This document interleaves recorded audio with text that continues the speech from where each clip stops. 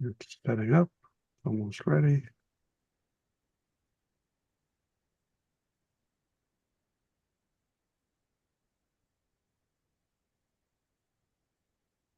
And stream is going. I'm going to let them in the middle.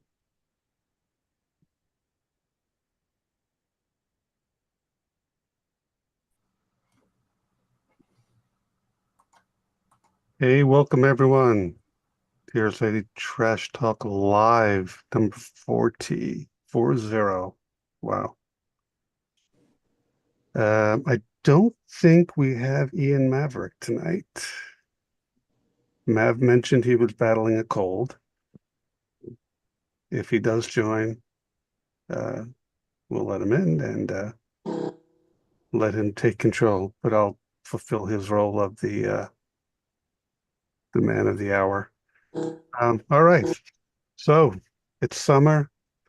Everybody's going to be doing summer vacation things, except of course you guys that are down under. If we have any from down under today, it's winter for you coming up. But so lots of, I'm sure everybody's got all sorts of trips planned. I know I have. I'm going to be away for a month, traveling the roads in my camper and seeing all of the East Coast and the Northeast. So that's going to be a good time. I'm sure everybody's going to be doing more of the same. Well, it's great to see a great contingent today. A lot of people I haven't seen here before, and some people who I know very well and don't come here very often. So welcome everybody. Thanks. This should be a fun time. So we'll go around. I'm going to talk about a few things now, talk to everyone, see what everybody's been working on. Um, maybe things that you've acquired recently in the TRS-80 realm. So let me talk about a few things first that I had. So I received this week an incredible piece of new hardware. This is the J Critic Model 3 keyboard. And I don't know how many of you are familiar with it, but this is a modern reproduction of the TRS-80 Model 3. He also has a Model 4 keyboard built using all modern components, modern key switches. It's the metal frame. It's an exact drop-in replacement for your Model 3 keyboard. So we all know, the keyboard has been one of those problematic pieces that gets a lot of wear. They're a pain in the ass to rebuild. I hate doing it. And for a respectable price, this gives you all the modern conveniences and removes the headache. I have not installed it yet, but I've heard from people who have that it's been working great for them. But the keyboard has such an incredible feel that I know it's going to be an awesome experience. And I see Jay Creddy's on with us tonight. Jay, you want to talk about your keyboard here? How's it going? How's the build going? Are people buying it? What's going on? Yeah, we've had quite a few sales already. I think as of today, I'm up to about 29 units that have been sold. Hmm. Um, they've been sold all over the place. I mean, everywhere from Oregon to Florida. So definitely, uh, they're getting out there pretty well. I'm still trying to figure out the international shipping thing. I mean, it seems to be quite a chore to deal with the shipping, not so much on the customs side of it actually, but just the cost. Like I've had quite a few folks from Australia and New Zealand inquire, and it's like $66 just for the shipping to get there. So I'm still in discussions with Mav and a few other folks, to see if I can get some kind of regional distributors or folks who could be more local to the users.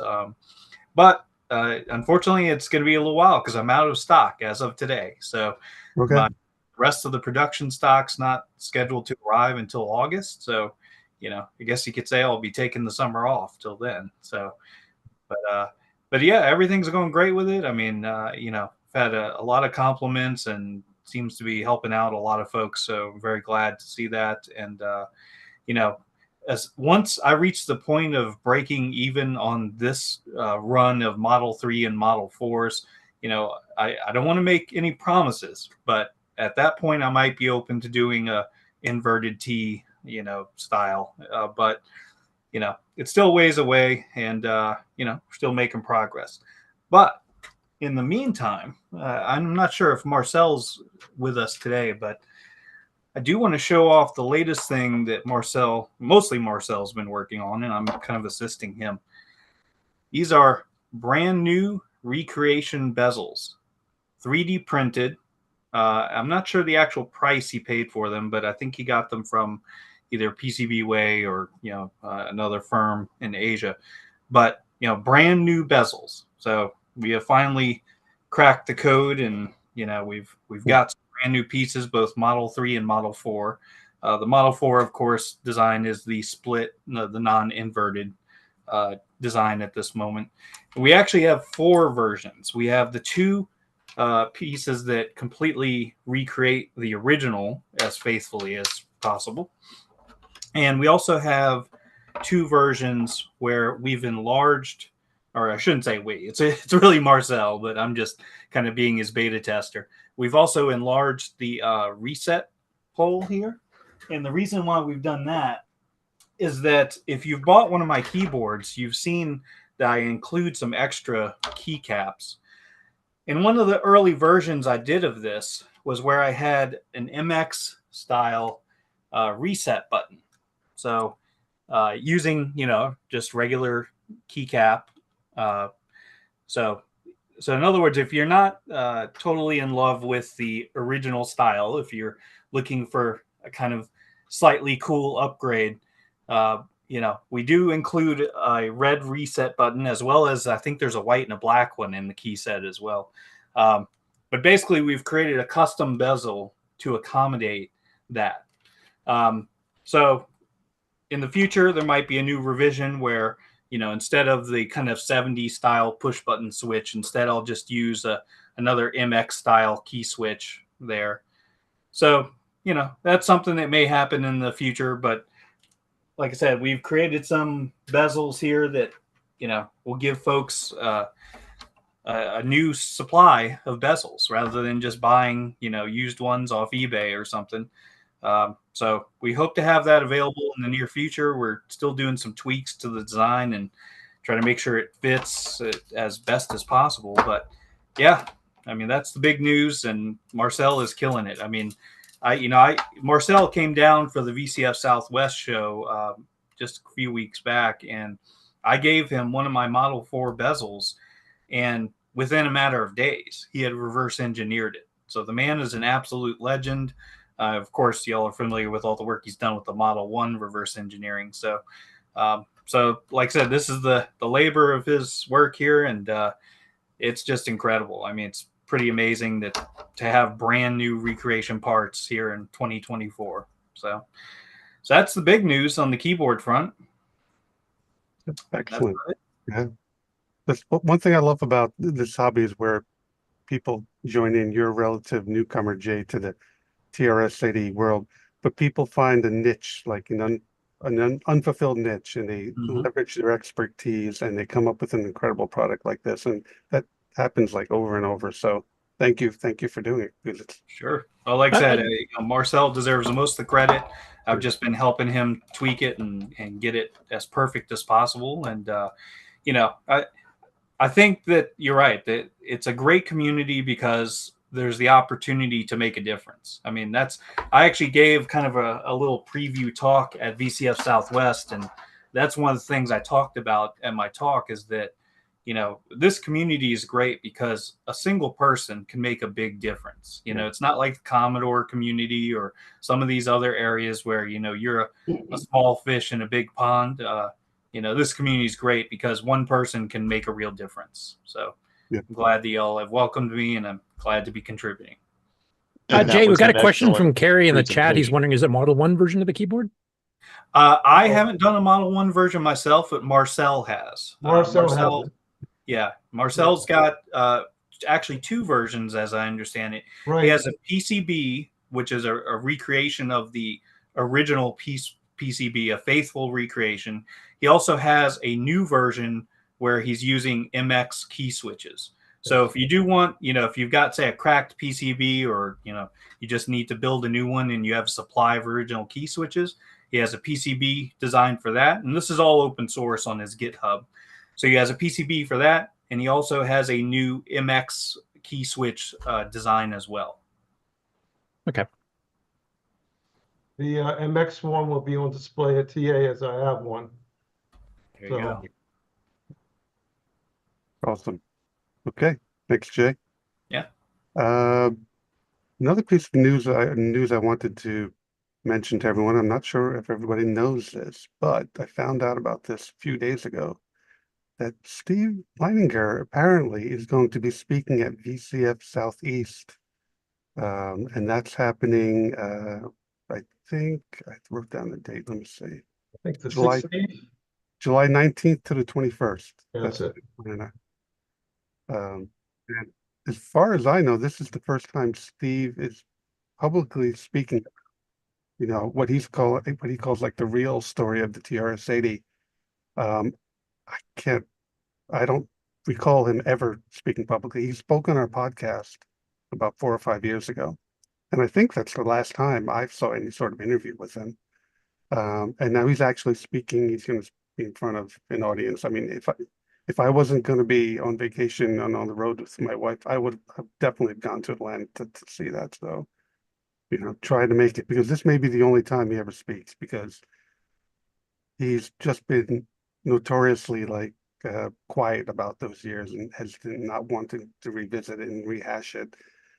So maybe he's, you know, Steve, if you're out there, you know, I'm in contact with Steve once in a while, you know, let me know, or are you changing your attitude on that, or do you just want to get the word out there once? And but if you know, if you want to become a little bit more active member of this community, you will be welcomed with open arms and with a lot of love and adoration. You know, we're not groupies or anything, but we'd love to have you and have you speak more.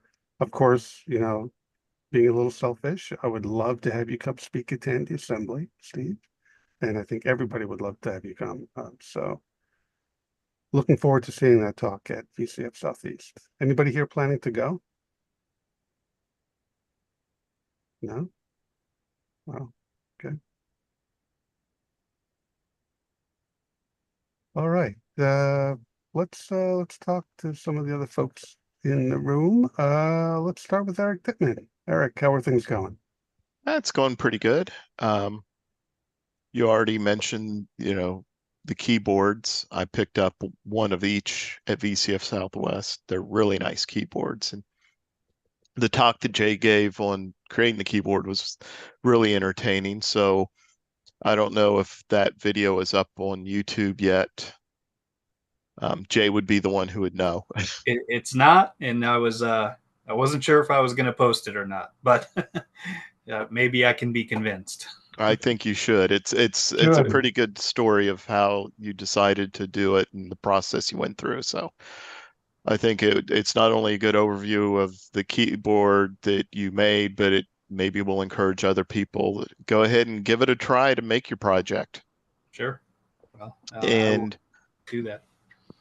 And I think people will like that. And you know, the rest of VCF Southwest was very good. We had a Tandy assembly meetup as part of it. Several of the people, you know, well-known people had, you know, attended. You know, Jay had a display with his I don't know what you're calling it, but the Model 3 or Model 4 in the custom case, it really looked nice. It looked like, you know, a home brew that was typical back in the late 70s, early 80s. That one, yes. Oh, yes. Yes. Almost put me in mind of an LNW 80. Yeah. Yeah. And you know, Joel had his Network 3 and Tandy 2000 and some other items there, and he won one of the awards for most likely stole a classroom, I think was the name of it. And you know, Eddie Malfris had his huge Tandy display that was just amazing, including the, you know, miniature model of the Tandy towers with the lighted display, and even had Jerry Heap and his family there for part of the time. And Didn't that he won win Best of in Show for that too? Yes, Yeah, he won yeah. Best in Show and well Yes. deserved. And then, Marcel had a big display of his Model 1 PCB recreations, his keyboard recreations, and his 3D printed Model 1 case, which, I mean, seeing it in person, it was really great. And I picked up, one of the PCBs and some of the other boards he had, like a Raspberry Pi adapter and a breadboard and adapter. And, Jay had display with his wares. Neil Blanchard and Malcolm Ramey had a display of the Model 100 prototype from Frank's estate. Then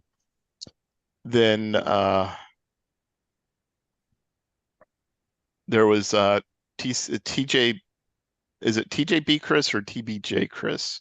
TJB. Yeah.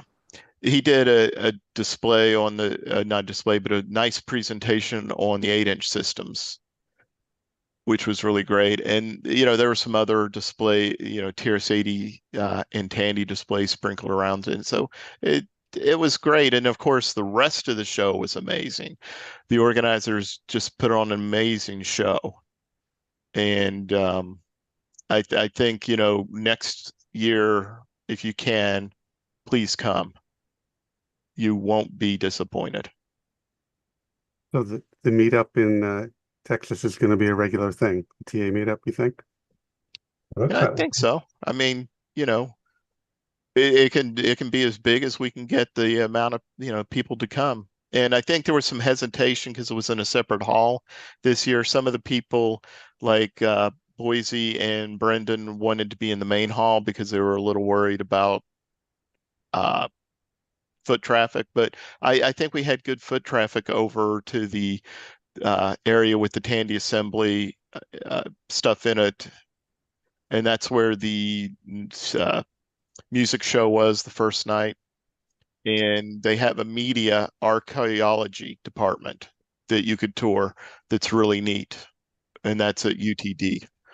So lots to see and do there. Yeah. That same weekend, Arno had his TA meetup out in San Francisco. Much smaller affair, but more cozy and intimate. And of course, I don't know how many of you have seen it, but he had the interview with Bill Hogue from Big Five Software. So that was great to watch. I was at a relative's birthday party, so I couldn't really catch much of the live stream, but I did watch the recording later. I'm pretty sure it's posted on YouTube somewhere. You can find it on a link to it in the Tandy Discord. But it's just great to hear, about Bill and how he created Big Five Software. And we also have an interview back in the day in the podcast, back in the early, like one of the first episodes of the podcast where we interviewed Bill and he talked about those times as well. So watching both that interview and listening to the one that Arthur Glecker did at the TA meetup in San Francisco will really give you great insight. It's just a great story. I love hearing it. All right. George Phillips. How's it going, George? Oh, pretty good. Yeah. Been sort of ticking along. Wanted to mention about the TRS 8-bit competitions. And the first one's kind of funny. I'm going to talk about last year's competition because a little while back, Peter sent an update on his disassembler and he's shaved off about 27 bytes. So now on the GitHub, I'll put a link in the chat. For it, he's got an 871 byte disassembler, which is now the record. So the gauntlet has been laid down if anyone's really keen. And of course, the 2024 TRS 8-bit competition is still going on. And that's where essentially the objective is to write an AI that plays the Big Five game Defense Command. And I had a few inquiries, but no one's ponied up any entries yet. There's sort of two parts to it. You can write the AI for any of your favorite TRS-80s, Model 134, Coco, Model 2, and so on. I've got kind of a test harness which will feed your program the essential data, the positions, the enemies, and so on, and then you just write back what you want the ship to do. So it's a way you can test it and so on. And the open side is the same sort of thing, except that you can use anything you want. If you want to use a million Amazon cloud instances to try and play the game, go ahead.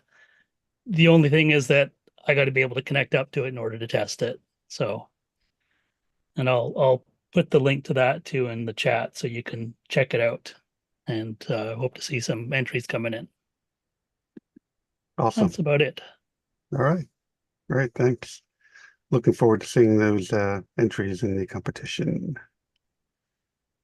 And as I was using Jay's keyboard recreation, I thought it'd be kind of neat if we had some way to use that with TRS-80 GP.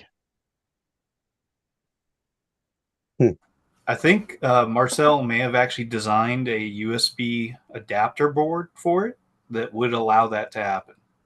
Not sure if the design's finalized yet, but he was working on such a device.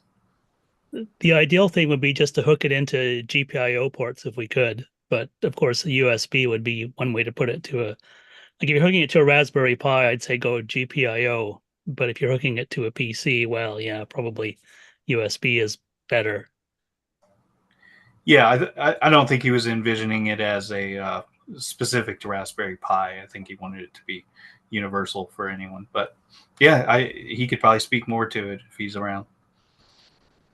That would be the last key component needed to create like a modern internals Model 3 or Model 4, right? With an emulator running.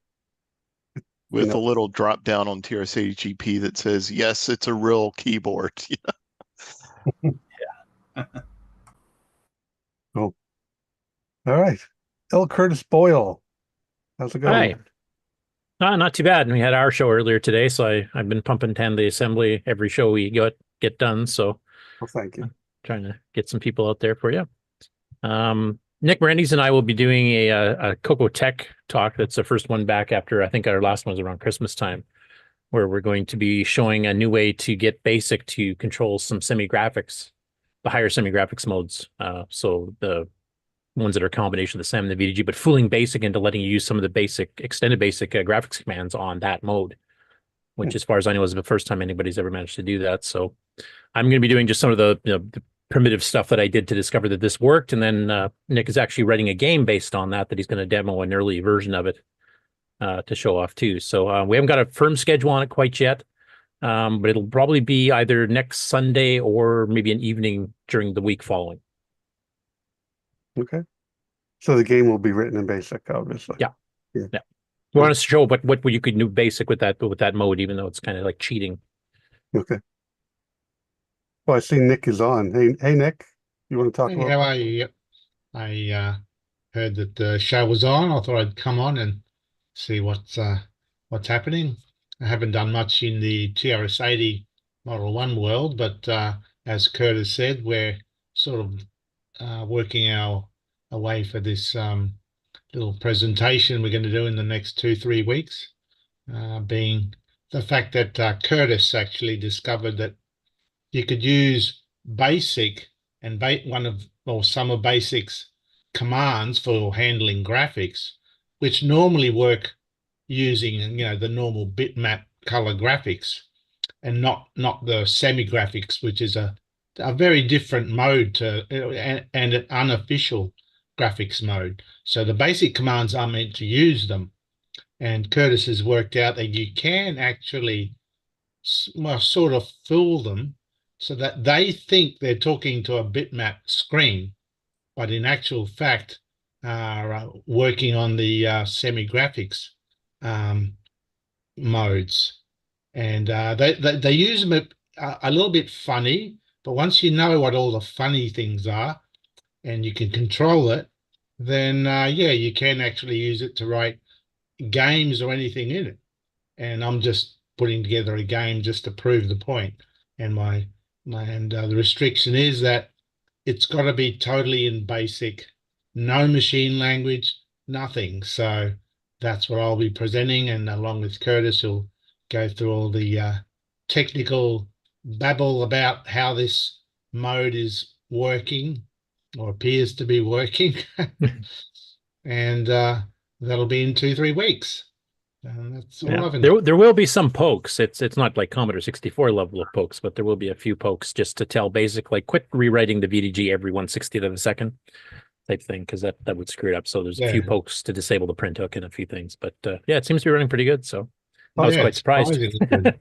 So as a non-Coco expert, are the semi-graphics modes, is that similar to the extended basic graphic mode? No, Something different? No, It's no. no, it's similar to what TRS-80 graphics are, where they're all based on characters, and you playing with the graphical color characters.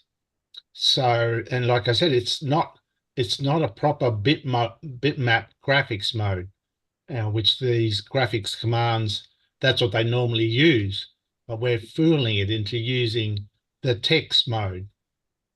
So it Yeah. thinks it's writing to graphics mode, but it's not. And with a couple of those pokes, yeah, we basically force it to go blind and just do things that we tell it to do. And as long as we know what the quirks are, you can get around it and you can actually control it and make a game. Yeah. In So basic. you know those 2x3 block graphic characters that the TRS-80 has? The Coco has 2x2 blocks, but 8 different colors. And they're, high bit characters. All of them are high bit, and then you got the regular text. And actually, you can do some fiddling around with some of the text modes too. So actually, you can draw some text characters on the screen as well. But it basically rips apart the scan line, so you can actually do scan line by scan line and switch which character it is. So on a graphics block, it basically gives the equivalent of a 64 by 192 8-color mode. So Very cool. That sounds cool. Making the Coco do things it wasn't supposed to do. Love it.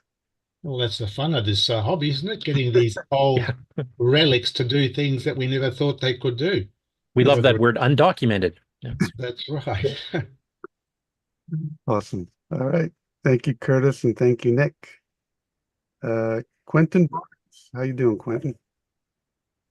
Hey, doing pretty good. I've been chugging along on the grease weasel port of the CW2 DMK. I've been making some really good progress.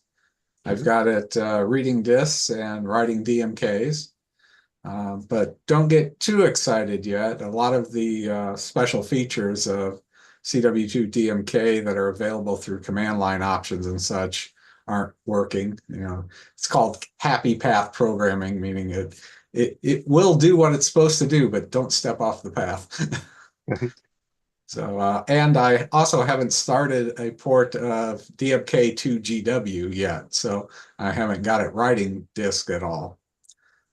However, what I wanted to talk about in this meeting is sometime over the next month or two, I want some alpha testers to kick the tires some.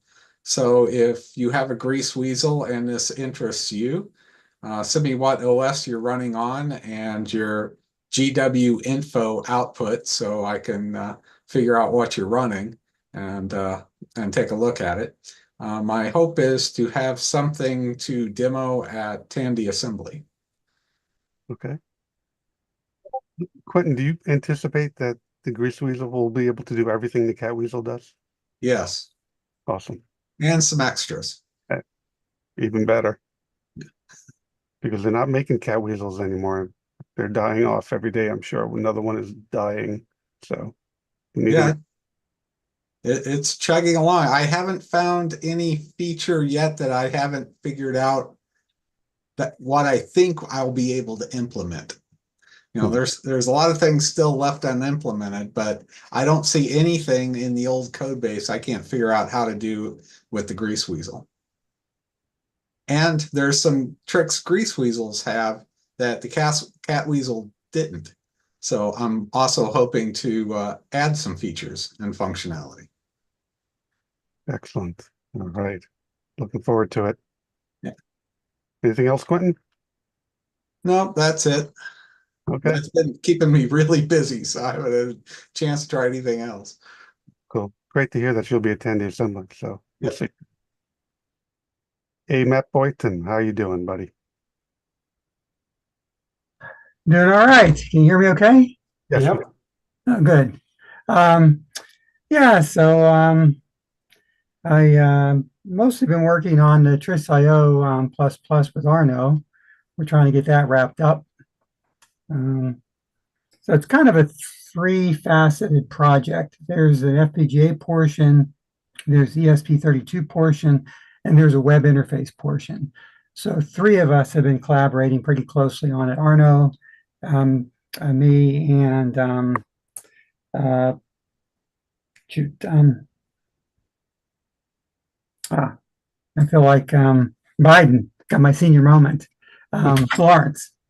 So Lawrence has been working on the web interface part. So the three of us are working together. We're trying to get that wrapped up for Tandy Assembly and plan to make a presentation there. And then I tend to kind of go off on a lot of tangents. So in addition to that, work on a bunch of other things. Been working on some kind of FPGA based emulators. I don't know if you can see this or not, but I've kind of been fascinated a little bit with these inexpensive FPGA evaluation boards or development boards. They're about $15 to $30. They're really quite capable. So I've been looking at them, looking at implementing some kind of a TRS-80 in them. So starting with the lowest capability boards, I can get like a Model 1 with 32K, and then stepping up to the next boards, I can get like a Model 3 with 48K, and then stepping up, you can get into a Model 4 with high resolution graphics, that kind of stuff. So just kind of an interest of mine, just kind of curious to see what you can do with just a little bit of inexpensive hardware. I do have one of Jay's boards, keyboards, poor man's version. I don't have the plate, and I do need to get a set of keycaps, but otherwise that's working. So I put that together. Working on a couple of other projects. I don't really want to disclose them just yet. Hopefully they work out, but yeah. So anyway, I got a lot of stuff going on. I'm hoping to kind of get back into the software stuff a little bit more. Tim Mann released the source code for the libraries for the MySOSys C.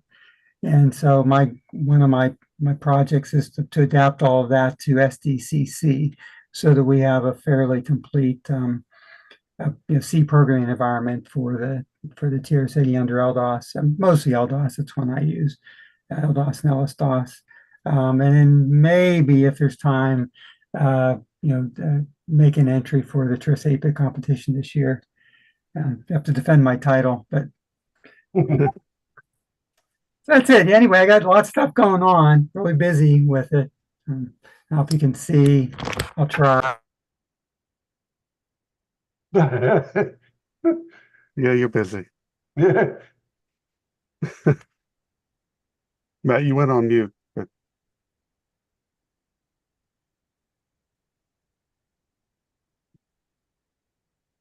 You hear me?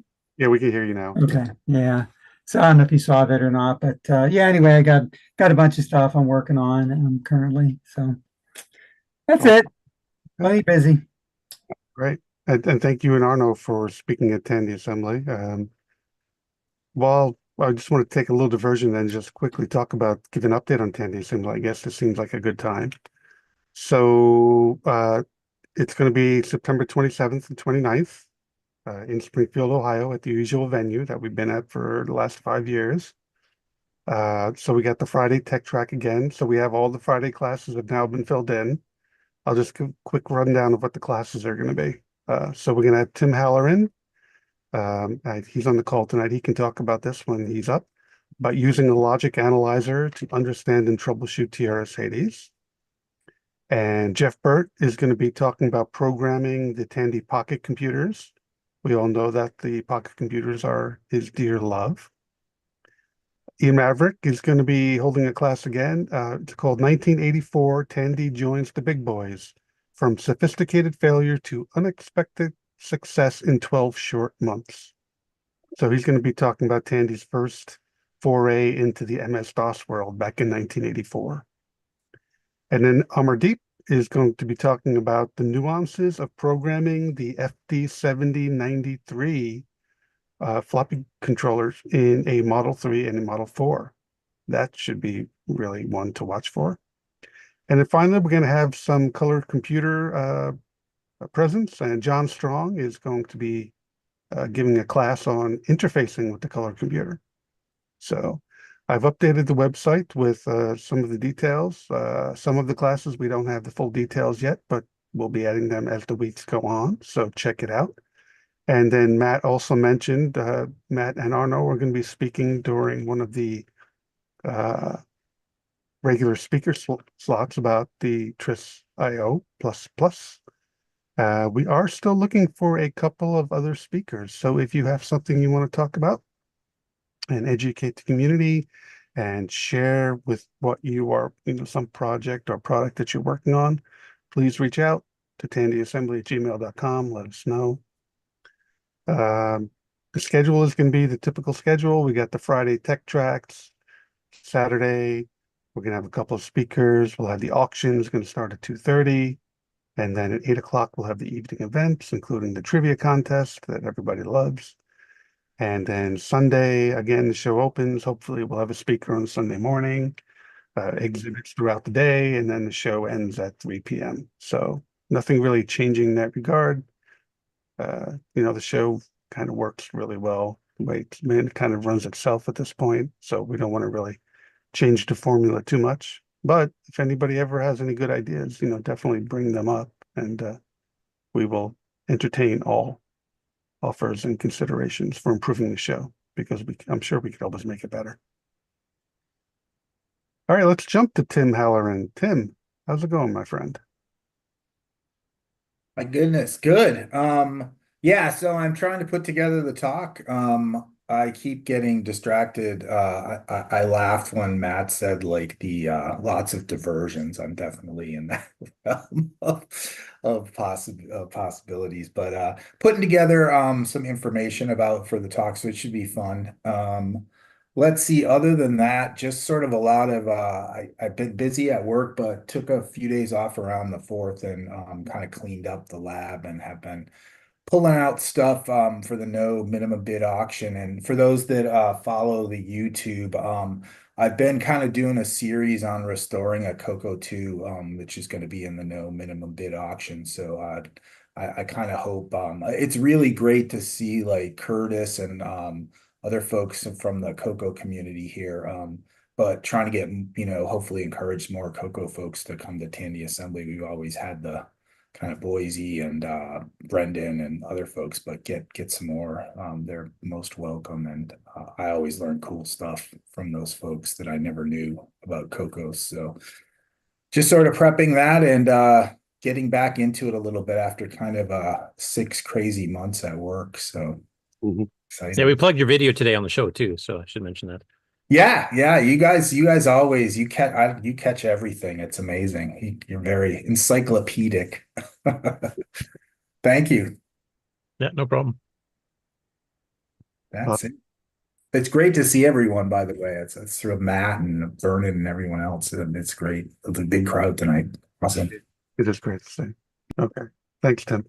And, just for those of you who are here for the first time, because I know we have a couple of people who are joined for the first time, the way we typically run this is we go around the room and everybody introduces themselves and talks about what they're working on.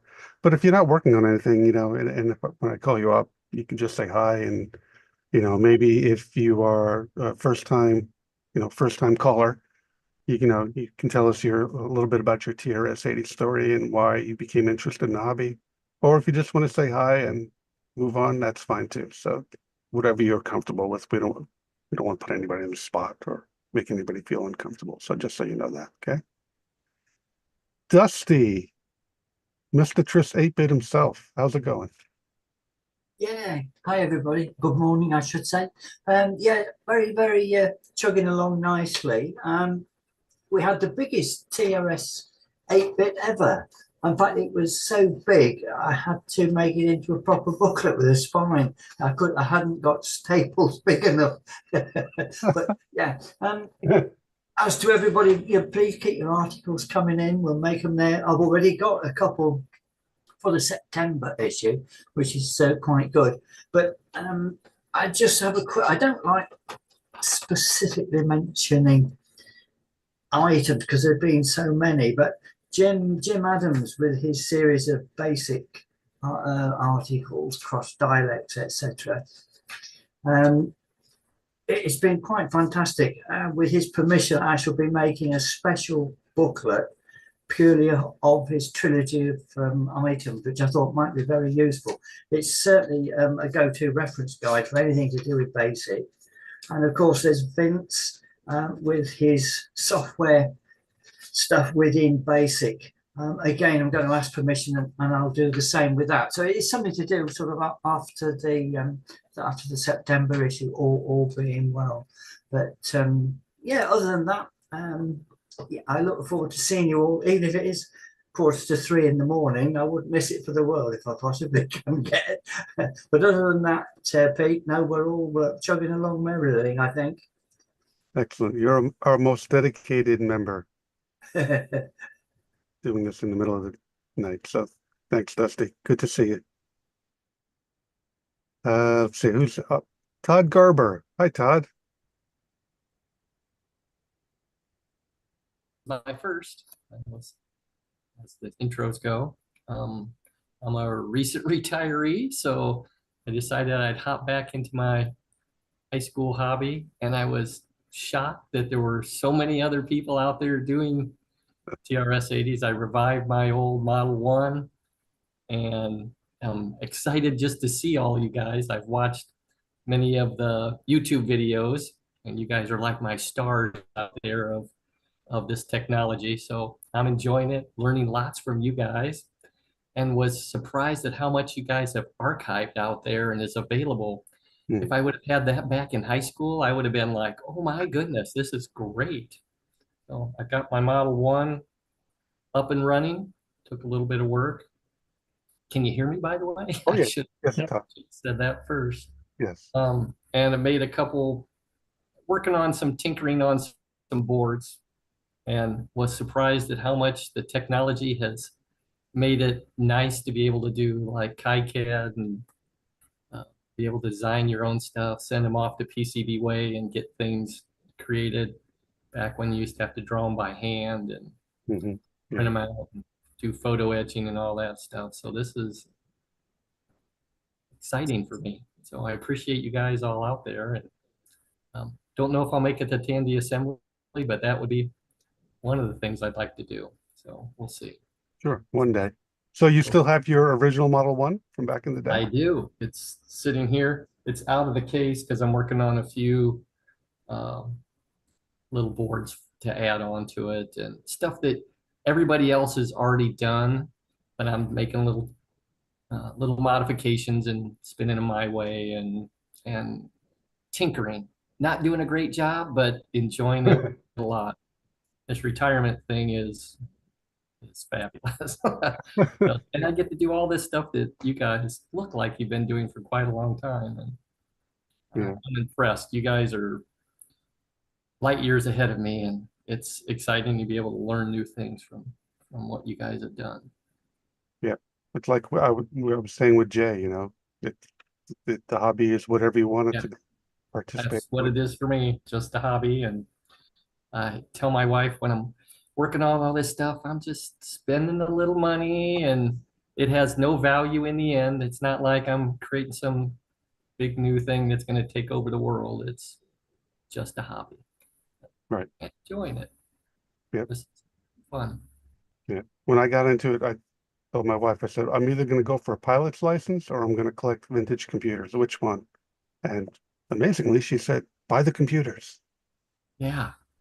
It's probably less expensive, though it looks like you guys all have good collections. I do not. I'm kind of centering in on the Model 1. I've got so much to learn and tinker with, and You'll catch the bug, don't worry. Yeah. beautiful. I see lots of everybody buying stuff on eBay, and I think, oh, I could buy. No, I better not. I hold back and center in on what I want to play with for a while, and we'll see how that goes. Sounds good. Thanks for joining us, Todd. Hopefully we'll Yeah, see thank you. soon. Yeah, that'd be great. Yeah. Appreciate you guys. Sure. Oh, there's another item I wanted to mention. Speaking of eBay, I bought something recently, and it was actually a really big purchase. A lot of you probably know about it, but I actually picked up that Tandy 10. So I'm really excited. I haven't received it yet. It's coming, it's crated and freighted, and it's coming on a truck from California to New York. So I hope it arrives in one piece. Wow. But it's Wow. yeah. Good luck. It looks fairly complete. It might, after further analysis, it might be missing a few boards, but I'm not sure yet. So we'll have to see when it comes. It seems to have like 9 boards, but I've seen other pictures where there are 12 boards are supposed to be in the machine, but there's so little information on this computer out there that it's almost impossible to tell. So apparently it does have the full set of manuals. So once I see the manuals, there's some technical references in those manuals, I'm pretty sure. I'll have a better idea. I know one person who has a couple of those boards. It's an AD70 machine. What is the name of that company? Advanced Digital Data Systems. So the Tandy 10 was just a rebranded AD70 machine. So there might be some people out there who have that AD70 machine. I know, like I said, I know somebody who has a few boards from the AD70, so they'll work fine in the Tandy 10. So maybe I'll get lucky and those are the missing boards and he'd actually be willing to sell them to me, but we'll see. But it's such a rare machine, and it's like the original Tandy business machine before the Model 2. And it was, like the first machine sold in the original Tandy Computers store in Fort Worth. So it's just an amazing piece of history. And I hope, to restore it, clean it up, and I'll definitely bring it to Tandy Assembly if I can, so everybody else can see it, because that's the fun of it, is sharing it with everyone else and talking about it, and just sharing with the community. So we'll see what happens. Where Peter, are a you quick gonna question fit it for in the you. basement? Oh, go ahead. Go ahead. How are you going to fit it in the basement? It's going to stay upstairs in my library, so I'm going to make room in there. It's a small little library, but I'll make the room. Don't worry. My question for you, Peter, is: has your wife ever thought of changing her mind about which of the two you should have picked? Or When it comes to the Tandy 10, we'll see. Right now. When she sees me wheel that big thing into the house, we'll see. If I pop any circuit breakers when I plug it in, but it's going to be a lot of fun to play with that machine and try to get it running. Actually, one of the reasons that I picked it up is that it had like all of the software, all of the discs with it. It had all the manuals. It had the ads manuals and the Tandy manuals. So it was just, you'll never see that again, I don't think. So I just had to grab I it. just want to say congratulations on finding the one that Tandy sold. Right. Yeah. Whoop. We'll see if we can get it running. That'll be the coup de grace. All right. Good luck. Yeah. Peter Phillips. Hello, can you hear me? Yes, we can, sir. How's it going? Pretty good. Warming up here a bit in the summer. Biggest thing was we had an event here. I've got the official shirt. It's a retro gaming event, but this year the local retro computer club, it's in Vancouver, British Columbia, roughly. They had a big display at the show. See if I can share this here. Okay. Might as well just share the screen.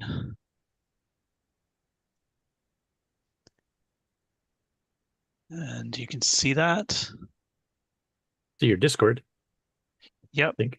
Yeah. So there was quite a few displays. George gave a talk on emulating the TRS-80, which was not really a technical talk. It was more like the history of going back to, I don't know, 1987 or so, when we wrote the first translators from BASIC, and then eventually going on to writing emulators and the things he discovered along the way. I guess finding out what the machine could really do if you pushed it. And there's a lot of tables set up. So George had a table, and we've got the Model 1 playing Galaxy Invasion, which loaded from a Mac laptop for the first try, amazingly enough. And he also had Trisvid set up, which is always popular. That if you haven't seen it, you have a slightly modified Fred hard drive emulator, and it plays pre-processed videos from it, which look a lot better than you might think.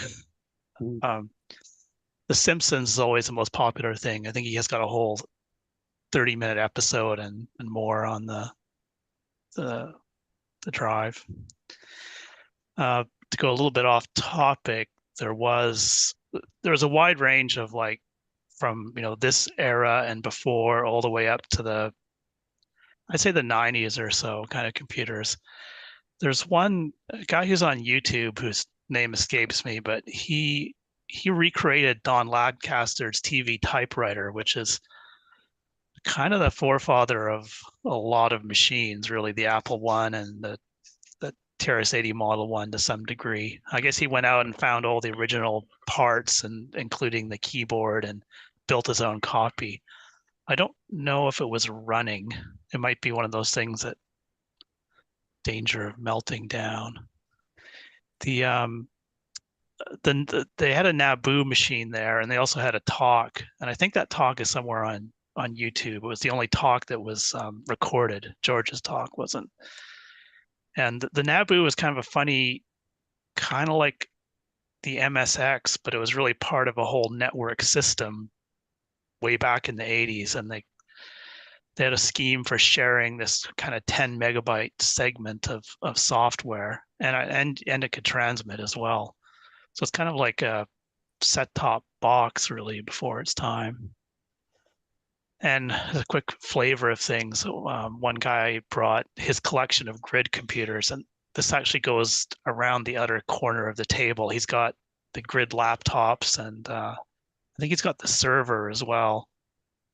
The grid is slightly famous in that if you've seen the movie Aliens, they have an automated gun set up, and the controlling a screen for it was actually done on a grid laptop, because it's got this kind of cool looking yellow fluorescence. And another display, someone had a pretty impressive poster and a lot of collection of basically machines from the UK or Europe. I guess your Acorns and your BBCs and ZX whatevers. Quite nice to see. And then these are some of the later machines. There was a section that had a whole bunch of PCs from the 90s, which is pretty retro now, given that's 20, 30 years ago.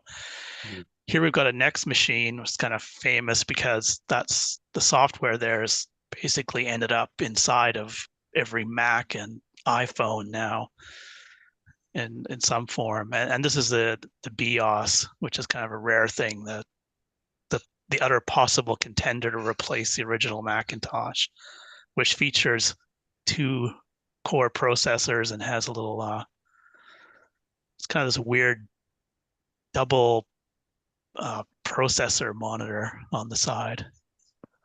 And there's about 20 tables there, so there's someone has a bunch of Japanese based machines that I'd never seen before.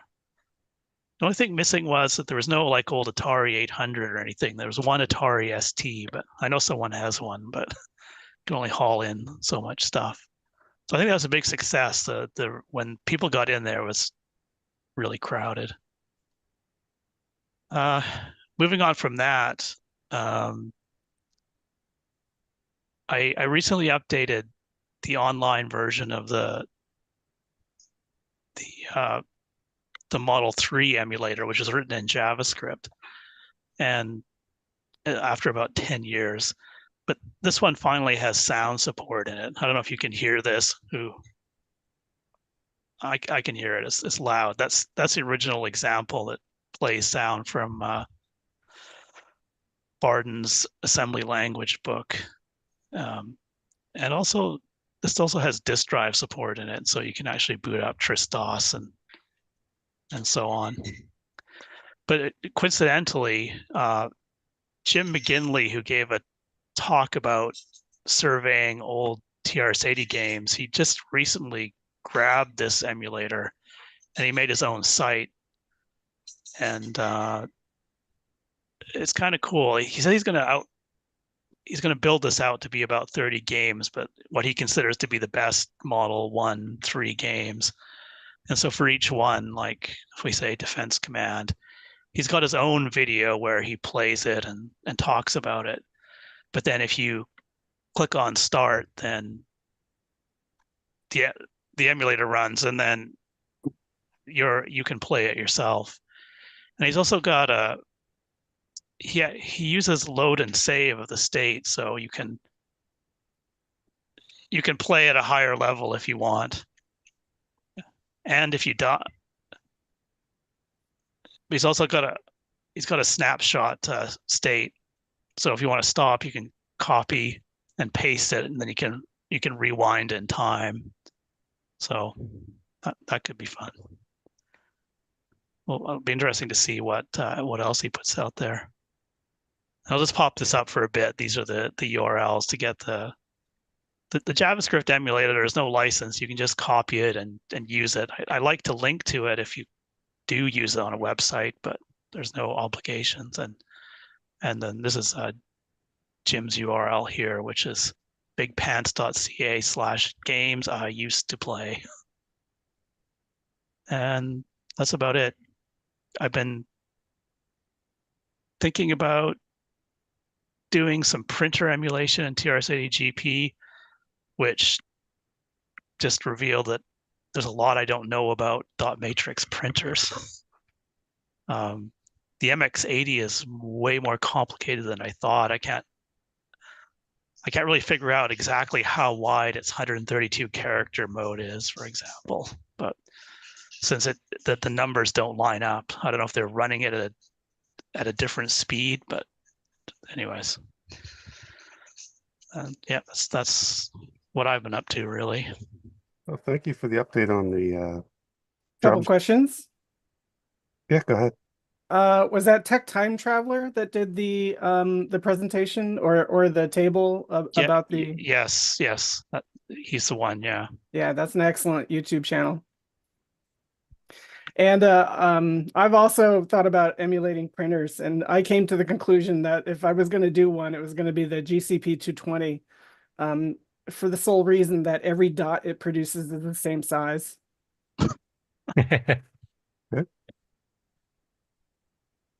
All right.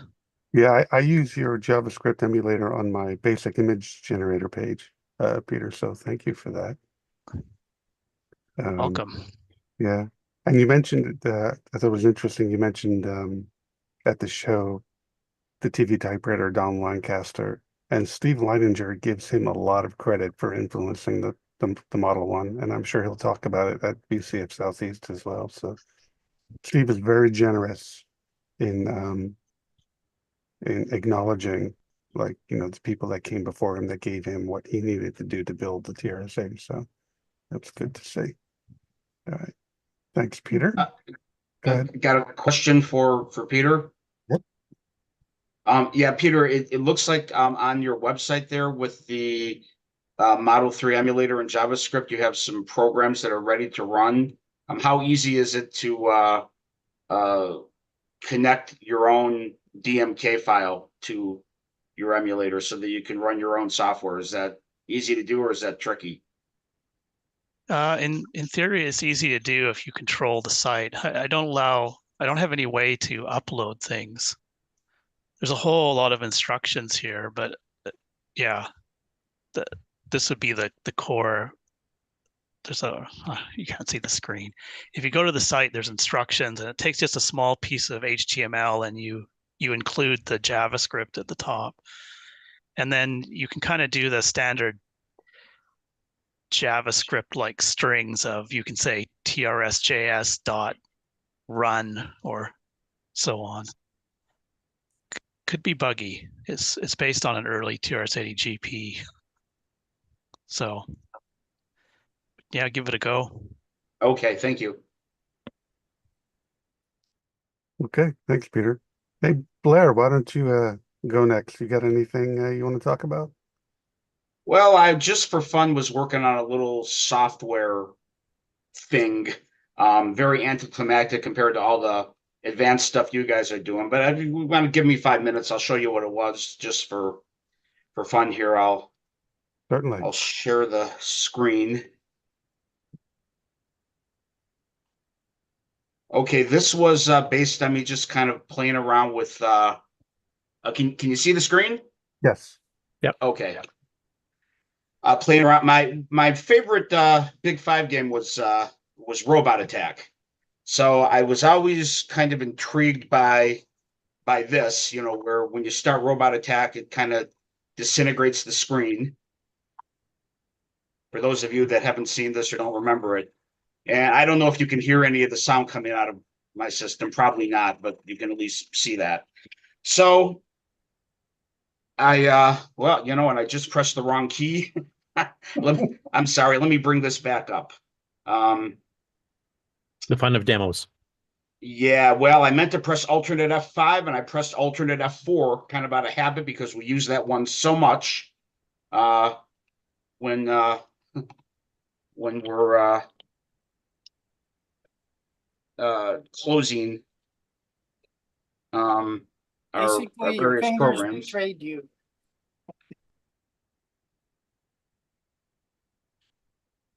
All right. Apologize for pressing the wrong key. That kind of slowed things down here for a second, but let me just get right back to where I was. We got all night, Blair. Okay. All right. Thanks, Peter. All right. So we saw Robot Attack kind of disintegrate the screen. So I just threw together this really. Can you see the screen again? No, not Oh, yet. you have to reshare it again. Oh, okay. Sorry. Okay, will do.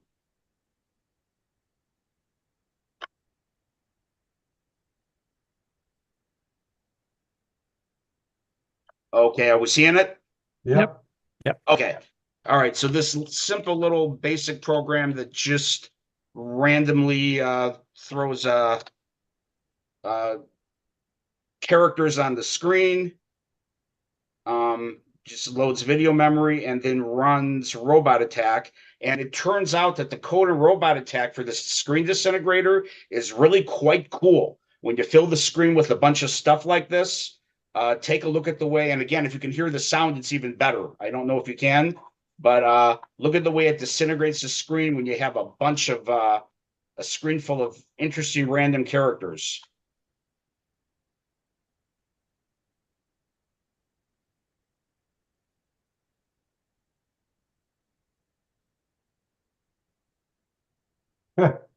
Look how it goes into the graphics characters and then disintegrates down into the alphanumeric characters.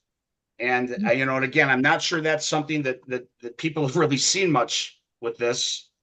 So anyways, I thought that I would try to just throw together my own screen disintegrator. First thing I did is, of course, that was kind of slow when in BASIC. So I put together this assembly language program that fills the screen instantly with random characters, and it kind of gave me a little exercise into putting together a random number generator in assembly language that I hadn't played with a whole lot. So again, this is Robot Attack again, disintegrating the screen, but this time I generated the characters instantly by using assembly language. So anyways, what I ended up with was this this program here that I wrote in assembly language that just, well, this is my program. It disintegrates the screen, initially what's on there. And then I use my random screen character generator to fill the screen immediately with characters. And and then just kind of disintegrate them. And if you can hear the sound at all I'm doing is just toggling the cassette output from a 0 to a 1 based on the number of characters on the screen. So as the characters disintegrate, the sound kind of fades away. It's not as sophisticated as what Bill did in Robot Attack. His sound is more sophisticated and his disintegration is more sophisticated than mine, as all I'm doing is cycling through every character until it just goes to a blank. But that's it. That's what I was working on, just kind of for fun. And I gave this program the ability to kind of restart the screen and to pause the screen just so you can kind of see. Oh, and one other thing that I discovered as a result of this, I wrote this on my Model 3, and then I tried it on some emulators, and to generate the random characters, I'm using the R register as kind of a seed. And the various emulators seem to handle the R register in different ways. TRS-80 GP seemed to be the closest to what the actual Model 3 did, which was interesting. But some of the emulators just caused my program to just repeat the same characters over and over, which is not what occurred on the Model 3 itself. So I know that my random number generator isn't the most sophisticated, but it was good enough to pretty much generate random characters on the actual machine. But on the various emulators, like Lawrence's emulator, for example, on his website, it just generated the same characters over and over. But TRS-80 GP was really good. So was the old DMK emulator, the one under David Keels under MS-DOS. That did a good job. And that was just kind of another little interesting discovery how the R register is handled on the different emulators. I didn't go into a lot of detail as to exactly what it was doing, so I don't have technical information on it. But so that's all. Cool. I'm sure once Lawrence hears that, he's going to be jumping at the bit to make it work properly in his emulator as well. Very good. Thanks, Blair. Craig Buchanan. What's up? Well, hopefully you can hear me all right. Yes. All right. So, just a couple of things. I'd been working on a game on a different system, and it was released for Mattel Aquarius, and then I ported it to ColecoVision, so it's available as cartridge and download on both of those. And then finally, it was time to port it to to my Model 1. So Model 1 with microcolor graphics. So got that port going, and I did do a port for the Chroma TRS. Haven't yet finished that one because then I finally started doing a port to just this generic Model 3, which is what I'm working on now. So hopefully get that out. And then for Model 3, I'll do just a generic Model 1 port. It'd probably be really boring, given the limitations. There's not much I could do on the Model 1. So anyway, so actually I have TRS-80 news for a change. The other thing was, I wish I had a picture. Wish I had a picture at all. I managed to get to Coco Fest this year. And something that I thought was just really cool was somebody had taken, Coco 2s and 3s, and with little color LCD screens mounted right on the Coco, and had mounted on like power tool lithium batteries. So you just portacoco.com. Yeah, I just thought that was just I loved it. I thought that was just brilliant to see these like Coco laptops practically, But I hadn't seen that before. I just thought that was really clever. And that's basically most of my news, I guess. Okay. Greg, did I miss it? Did you mention what the game was? Like I probably didn't because he told that to me. The game's called Dungeon Plunder. So it's a it's a 1 or 2 player. It's actually turn based because I like a game where I can stop and do something else and come back and nothing's happened. I can keep going. Not really a twitch sort of a game. Yeah, so more strategy than that, but I'm quite pleased with it anyway. Okay. And it's available for other systems already. Yes. ColecoVision. How hard was it to develop a ColecoVision game? I'm just curious.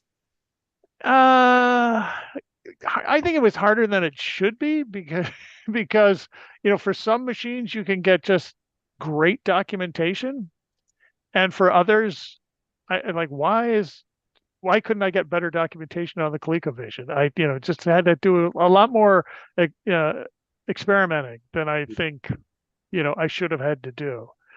But at least it was using that same TI graphics chip that I had used whenever that was back in the day. So I was already familiar with it. I just had to like brush up my knowledge on that. Okay. So that was cool. Okay. Great. Thanks for the update, Craig. Good to see you. Thank you. Tim Linder. How you doing, Tim? You haven't joined us before, have you? I have not. Welcome. Well, thank you. Long time caller, first time visitor. I'm one of the Coco guys. Long time color computer guy. Got into it because my dad's accounting business was next to a Radio Shack, and he fell in love with spreadsheets pretty early on. So I'm just here to say hi and maybe show off a couple things that I've done recently. The first is a web-based 6809 disassembler. It's at macmess.org/follow9.html. It allows you to mount a image file and disassemble it in 6809. Its interesting thing is that it can skip over data blocks because it follows the PC, so that helps a little. I help out in MAME. I help Curtis do with anything he needs. Yeah, we've And both been working on the deluxe color computer ROM disassembly too. So yeah. That's been an interesting project. Need to get back to it. Yeah. That's about it. Okay. What is the go-to Coco emulator these days? Like if I wanted to play with Coco stuff now in an emulator, which one should I choose? Oh, we have a plethora of emulators. There is no one that is the best. There are some that are more accurate but are harder to use, and there are some that are a little less accurate but a lot easier to use. And so basically you got to have your MAME, your XROR, your VCC, and of course TRS-80 GP. You got to have them all. Yeah. Gotta have them all. Gotta have them all. It's like the TRS-80 computers. You have to have them all the models. Well, fortunately, I've been able to be Coco only. I've never bitten the bug for more systems. Anything else I get, I trade away from our Coco stuff. I will mention I did pick up from a local here, Sheldon McDonald. He had a TRS-80 Model 1 system with the expansion interface, disk drives, all kinds of stuff. And I don't have room here to do that, but Ken Waters, Canadian Retro Things, is one of our regular panelists on the show. I gave it to him, and he'll be doing some videos, and he's never used one of these before, so it'll be interesting to see what his take is on that. And he might be asking you guys for help. I've kind of referenced him to you. Yeah, of course. So, you Coco guys have it really easy. Those Cocos, they just work. You get to actually use them. On our side, it's all about keeping them running, getting them running, and it's a whole different ball game. Yeah. Yeah, they're pretty robust little machines. I mean, they were, I guess, built for kids to hammer on them in a classroom, right? So you're right. All right. Thanks, Tim. Nice to see you. Mm-hmm. John Elliott. Yes, sir. Mr. Xenix. How's it going? Not too bad. It's hotter than I like, but so say we all, I guess, right? Yeah, lately I've been helping out Sam Sawyer on his project. He's gotten it to where he can run certain CPM images, which is just fantastic to see. But he doesn't have a debugger that he can use for like the lowest level code. And so he and I have been working together trying to get something that'll like actually do breakpoints instead of go to this address and pray. Just as a refresh, what is that product? Is that something you can talk about? Oh, yeah. He's announced it and said various things on the Discord. It's his Turbo Z180 board. So it's meant to be basically a all-in-one Z80 CPU and memory replacement. It won't be fully backwards compatible. In other words, you can't like you because it's using the Z180 and the ports and everything are all different for the internal, the counter timer chips and all the internal Z80 stuff. It won't run with the older DOSes, TRS-DOS and whatnot.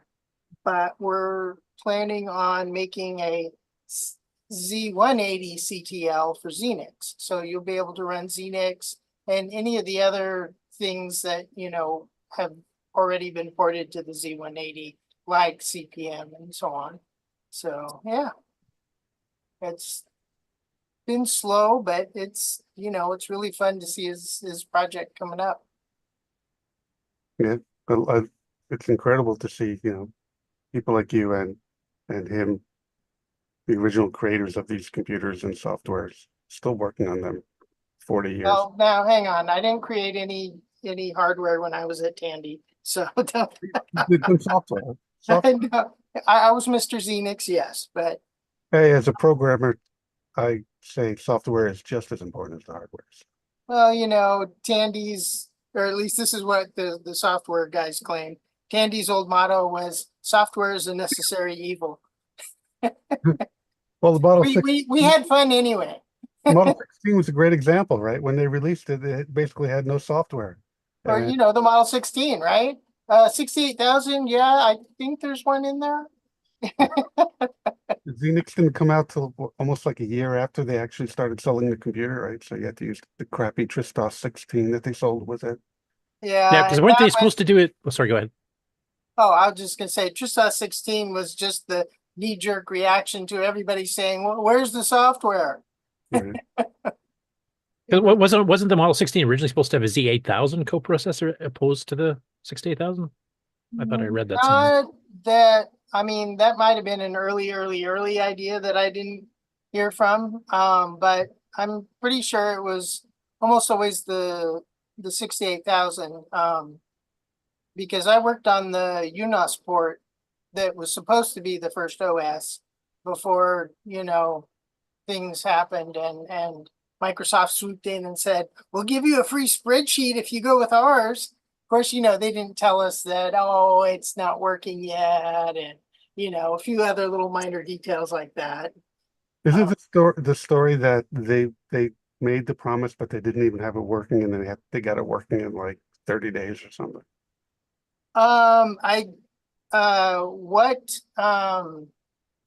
What Jerry Dunyetz told me was they were given like 4 days. 4 days. I mean, it was just an insane amount of, they flew on a red eye, with the golden discs in their hands out to Fort Worth and, gave the demo and, the demo ran okay, at least well enough for the Tandy execs to bite, right? And then we didn't hear from them for weeks after that. In the meantime, that, UNOS thing that we'd worked on and had almost ready to go was canceled. So, yay. That sounds vaguely familiar with the history of Microsoft, doesn't it, guys? Yeah. Vaguely. Vaguely. They do. Okay. So John, we'll be seeing you at Tandy Assembly, right? Oh, yes. Yes. I've got all my tickets and everything. I just still don't know yet if we're gonna have anything to show off. So I haven't even asked for a vendor table yet. But I imagine if I showed up with a Sam Sawyer board, you know, that space would magically appear. That's what I'm imagining. That the board that you were going to sell to me. Well, you know, what's it worth to you? So we do have the Sam Sawyer golden signature version for, you know, 10 times the price. We'll talk later. Trade for the Tandy 10. Oh no. Oh no. That thing is beyond gold. That thing is platinum, or I don't know, unobtainium, man. Congratulations truly on that, Peter. That's just amazing. I hope I get to see it in person one day. Oh, sure, everybody will. No, it's one of those like from my cool dead hands computers. I'm sure it's going to be so. You know, it was a great white whale or whatever, but I mean, dang, I'm so pleased you ended up with it. Thanks. Yeah. Hopefully it'll all work out. There's still a Tandy 150 out there. That's even rarer. Always the next shiny. That Tandy 10, oh, that's yesterday. So where's the But yeah, what is that rule? How many Tandy computers is the correct amount? 1 plus the number you have. Yep.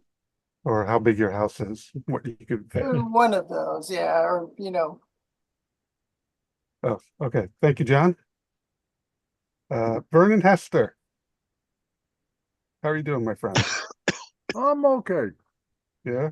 What have you been working on? Nothing much. Nothing much. Okay. Are you coming to Tandy Assembly? I'm gonna make a super effort to get there, yes. Okay. Weren't you going to bring some of your Model 4s or something to sell? Or? Well, you know, something sparked the beginning of this thing here, the keyboard for the Model 4. I have a bunch of Model 4s with lousy keyboards. Well, that's what we got Jake Rudy for.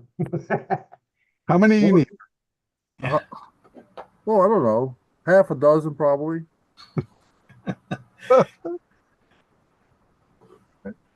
Well, I'll hook you up. How many Model 4s do you have, Vernon? About 24. Holy jeez. shit. That's a lot. That's more than I have. I just sold out. I get to retire. Jay Crudy's yes. I punched my ticket. Dollar signs in his eyes. But Vernon, if you get them all working with new keyboards, what are you going to do with 24 of them? That's the question. I'm gonna give them to you. I don't need them. Computer lab. No, he'll just put them on eBay for, you know, $4,000. No, I'll give them Super away. rare. A massive network controller cluster. You hear that, Joel? You could set up a classroom exhibit.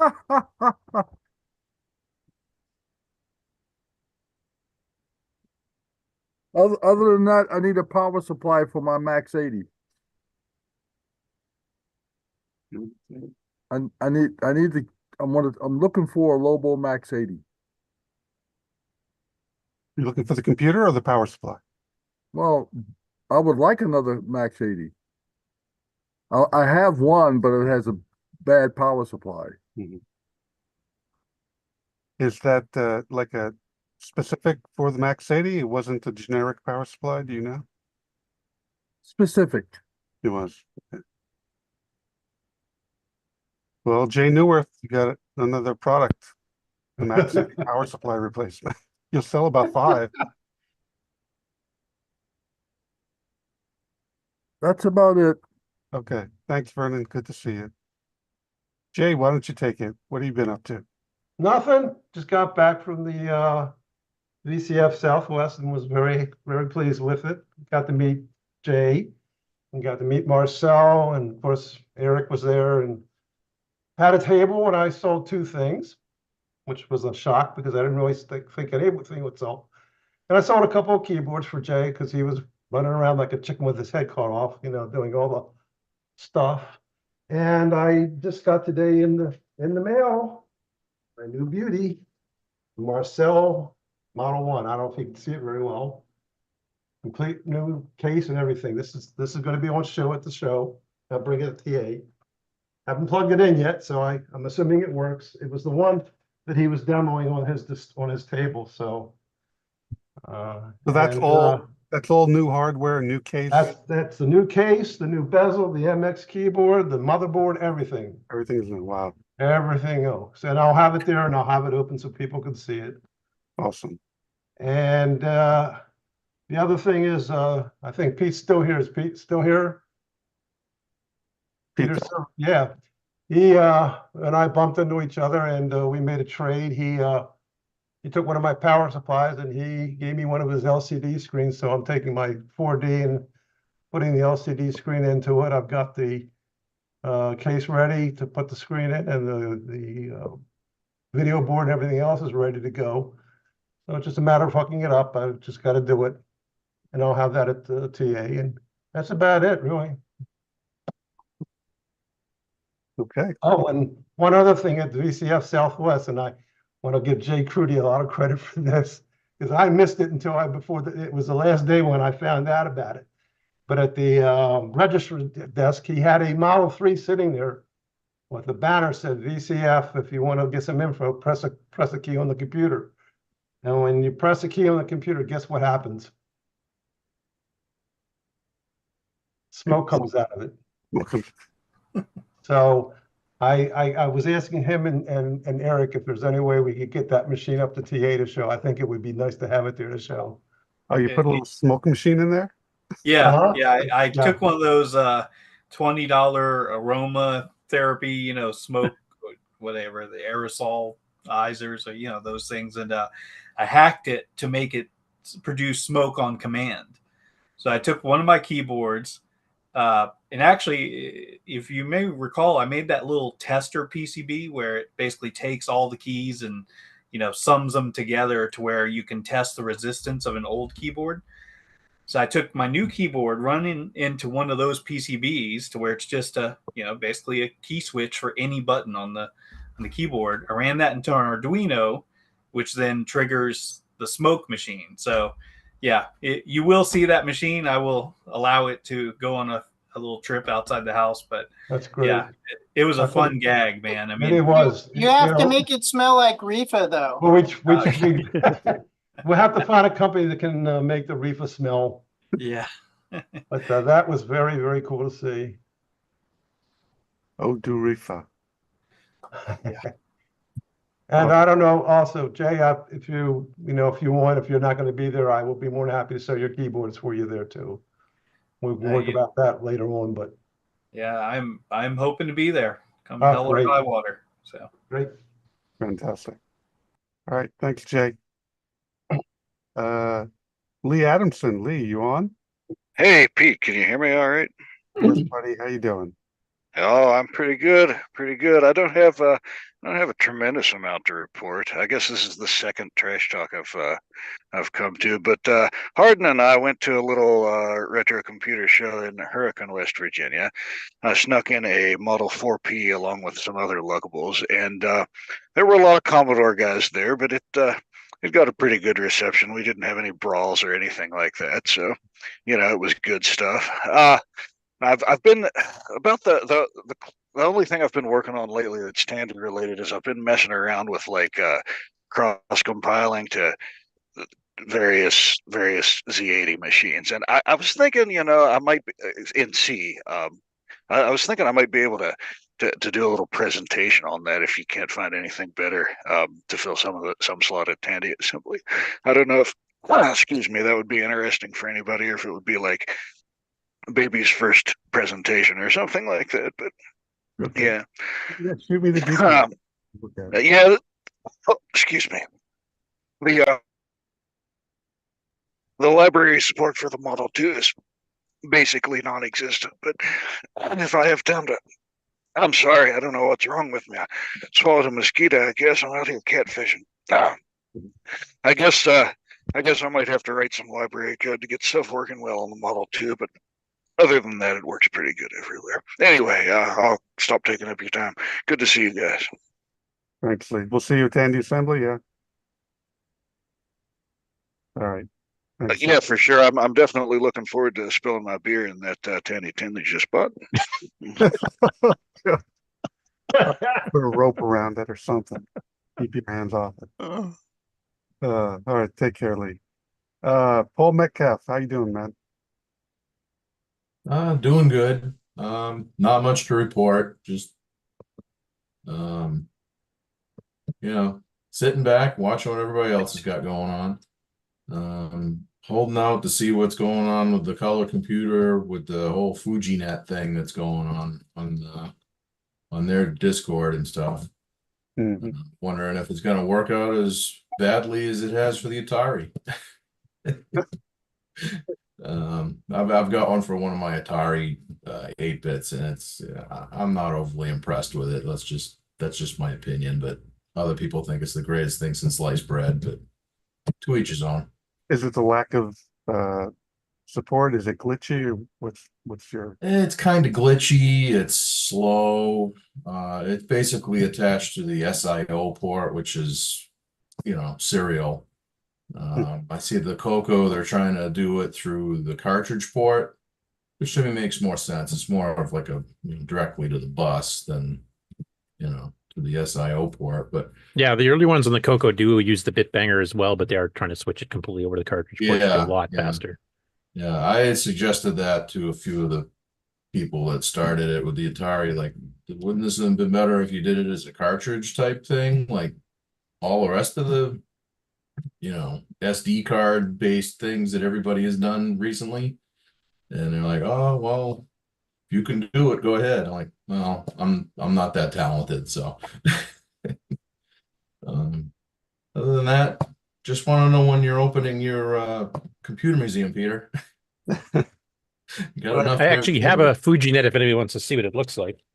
Sure. This is the older bit banger version of it, but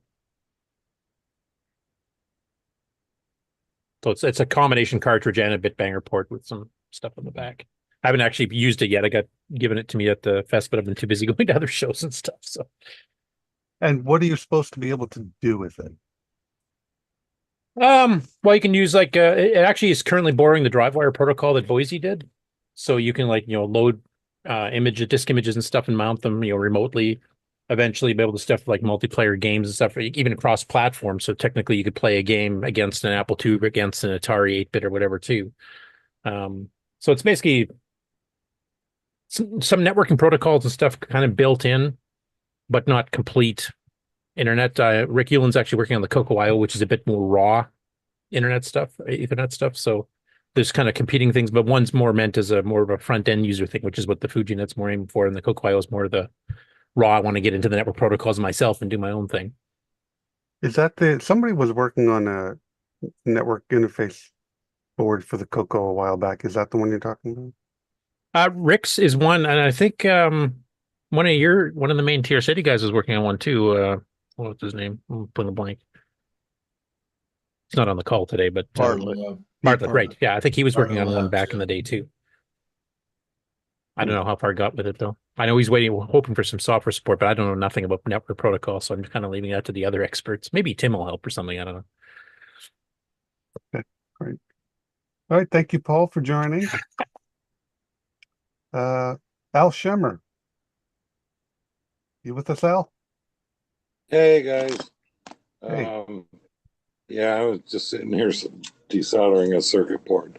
So thing I've been working on is I watched a YouTube video and they put an LCD screen into a TRS-80 Model 3. So I picked up this LCD screen.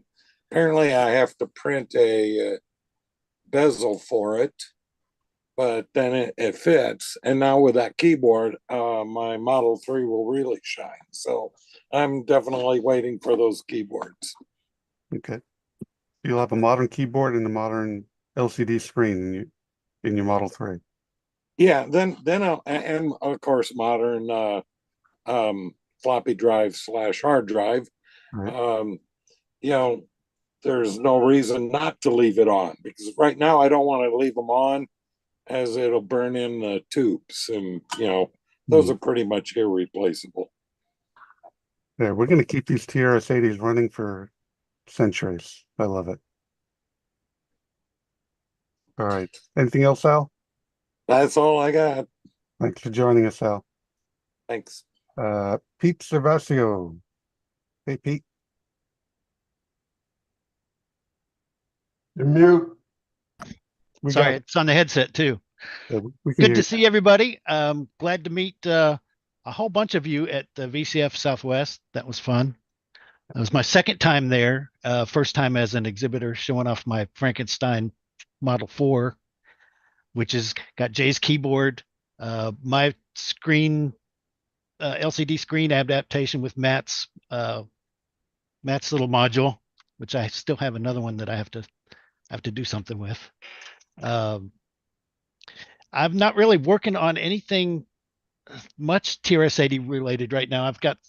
I just got an Orange Pi 5 that I'm working on a 6-inch rack case for, because I'm doing everything in these 6-inch racks here for my printer controllers and everything else. It's all in a little 6-inch rack. So I've got my Orange Pi. Let's see, there it is. There's the back panel, and I'm printing out it's all the rest of the case pieces. So the TRS-80 thing I am working on is I resuscitated my Model 1. It's a Turbo Pascal program to detokenize the BASIC, and I want to make a Model 4 one. I haven't quite figured out the Model 4 format because it's way different. The numbers are stored in binary, not in decimal.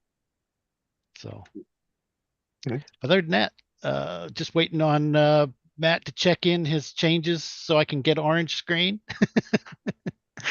And waiting on Jay to get extra keyboards. So, but that's it. I told you, Jay, those things were going to sell like hotcakes. I'm giving her all she's got, Captain. Gonna build up that back order list. Well, I've got circuit boards, so I could make my own. Oh. I just don't have the metal. Now wait a minute! Don't cut You gave me the circuit boards, dude. Well, he does sell the parts for the keyboard separately. Yeah. I'm also waiting on the keycaps because I know my laser printed ones they're just gonna fade away from rubbing the paint off. I do have a limited number of the keycaps available. Those parts are here because I had to buy them up front. So okay, I'll message you. $3,000 worth is sitting on my kitchen table. So okay, I'll message you and get you some money. Sounds good. Jay, Tandy made hundreds of thousands of Model 3s and 4s. So the market is like endless. Yeah, if I could just get those hundreds of thousands to buy them, then. I think Vernon gave you a good start. He wanted 6 of them or something, didn't he? Yeah, 24. My ship's coming. 24, coming. sorry. 24. Yeah. Yeah, I do want to mention too, I mean, the keyboard project, it is open source. So I have had some folks, especially from Australia and Europe, reach out. And, when I quoted them the shipping prices, then all of a sudden they got really interested in the DIY option, as you can imagine. So, so if you do want to go your own route and build your own keyboard, all the files are on the Google Drive. Everything from the PCB, the Gerbers to, just everything you would need, including the DXF files. If you've got a local metal fabrication shop, you can do laser cutting. You could actually make the plates yourself. So you could theoretically make the whole keyboard. And like I said, I've got keycap sets here. Maybe somebody could, because the plate seems to be the heaviest part of that whole thing. And that's what's adding the weight. So if somebody overseas can have them made, they could buy your parts and get the sheet metal part probably cheaper over there, and then they can put them together.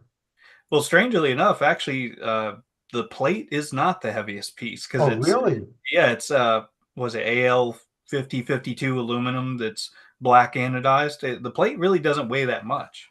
Oh, okay. But still, shipping and logistics being what it is, it's an expense. So yeah, that's one thing I'm working on, is trying to get some parts out around the world for people.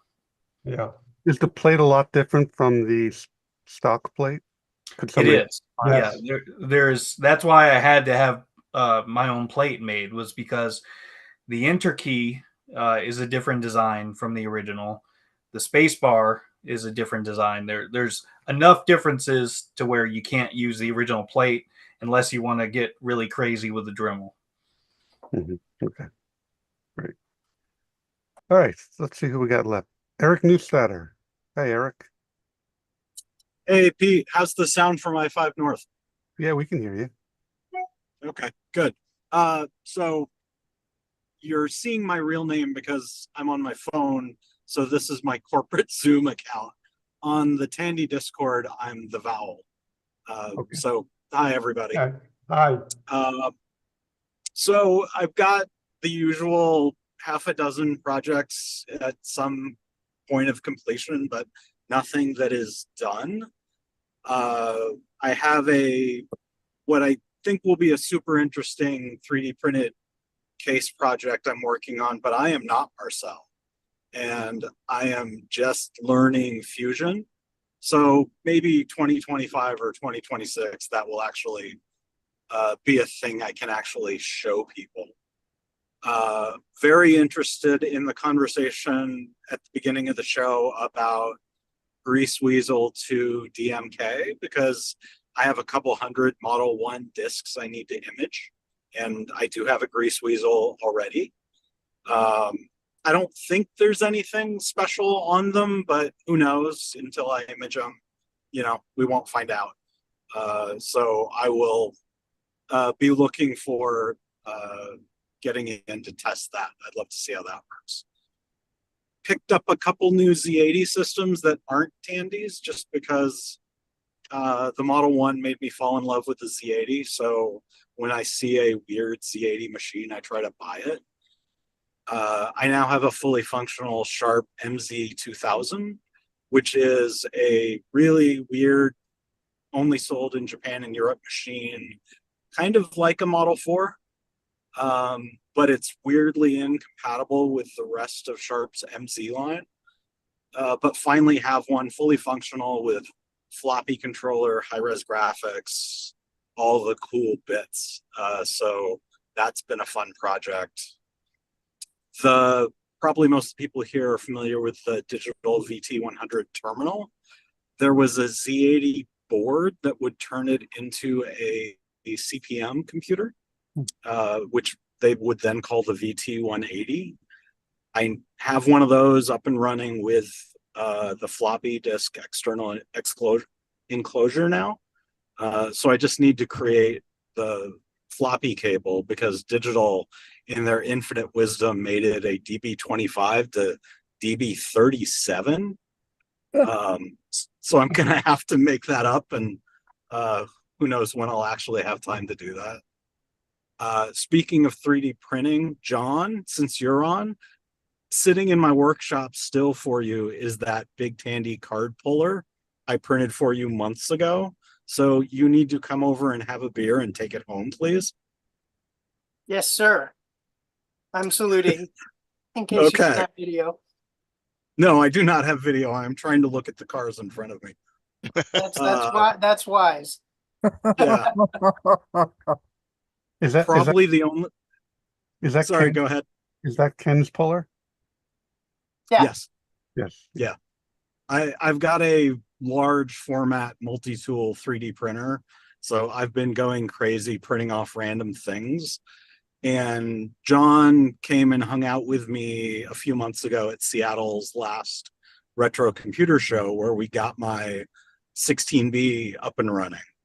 Although it blew a Rifa on the show floor, which was exciting. Baptism by fire. While we were doing that, we realized, oh, we should get some card pullers. So I think I printed them like the next day. And that was, I don't know, 3 or 4 months ago. And John and I have not gotten together since then. Yeah, that was triggered when I drew blood a couple of times, pulling the cards in and out. we were doing all Yeah. the normal stuff with the old cards, reseating the chips and and you're pulling a few in and out, and it ain't a tandy unless you draw some blood on your knuckles, man. That's right. And the amazing thing is, by the end of the show, it was fully functioning. And now sitting in a pile, I've got a DREM to add to it and a bunch of the new Tandy Emeritus boards that I need to build, and I'll get to all those someday. The only project I've made serious progress on lately is actually from my other retro addiction. I've been in the video game industry for 20 plus years, so I collect consoles and arcade machines. And I got a new to me Sega new Astro City cabinet that came out of a arcade in Japan recently. So that they smoke in the arcades over there, and every surface is sticky and nasty. And so you've got to strip it down, pull every component, and go through a couple dozen gallons of simple green and crud cutter to make it to the point where you can bring it into the house safely. So I'm busy doing that, but it's got a brilliant 29-inch CRT that looks great. So sometime this summer that will be done, and I'll be able to stick it in my arcade. And I've been told very firmly by my wife that that is the last arcade machine that I have room for. So Okay. How many do you have? that will make 5, I think. And they just take up so much physical space. Yeah, but I sure. love them for the aspect of when people come over, because computers and consoles, people kind of look at and tilt their head and go, oh, that's interesting. Arcade machines, they walk over to with a drink and sit down and start playing. Yeah, I can imagine. Yeah. So that's it for me. Thank you. Oh, awesome. You got a lot of projects going, Eric. Thanks for joining us. Let's see. We get Stu. Stu, you finally made it. You there? Yeah, Stu. We can't hear you, Stu. I think he dropped off, didn't he? No, he's on, but I can see his video, but I can't hear his voice. He's unmuted, but I can't hear him. He's fixing his mic, apparently. There he is. I can't hear you. I got Yeah. a big mic here. Hold on a second. We got you now. Had a rifle blow. All right, can you hear me now, Pete? Yes, sir. Yep. All right, good. Okay, sorry about that. I always forget like my mic is not connected properly when I get started here. So, yeah, I just been doing some YouTube streaming like I usually do. I don't know if I mentioned this last time or not. I streamed a game that Arno wrote when he was like 15, and he basically sent it to me, and he was like, I can't get anywhere in this game. Could you like try it out? And it was actually a really good game. Like, it was hard, but it was, you could tell that he, even at 15, he was quite the programmer. So that was a fun game. I guess he did it like in the style of a Big Five game or whatnot. And then I've been on a little bit of a chess thing. So I picked up this recently. My chess. Oh, you can't see because I'm blurred. Let me unblur myself. Hold on.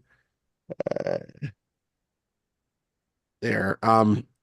My chess, which was actually hard to get, but this is like this is on the disc. It's like serial number 17. So I don't know how many copies they actually sold. And when I booted it up, sure enough, it actually said serial number 17 and all of that. So that was pretty cool. The game was not that good. I didn't think it was a great chess game, but apparently this is the forerunner of the Chess Master series. The same guy who wrote that, who wrote this, ended up doing like Chess Master 2000 and whatever. So anyway, that's one thing. The other thing is I've been picking up. Curtis probably knows much more about this than me, but I was picking up these Coco cassettes.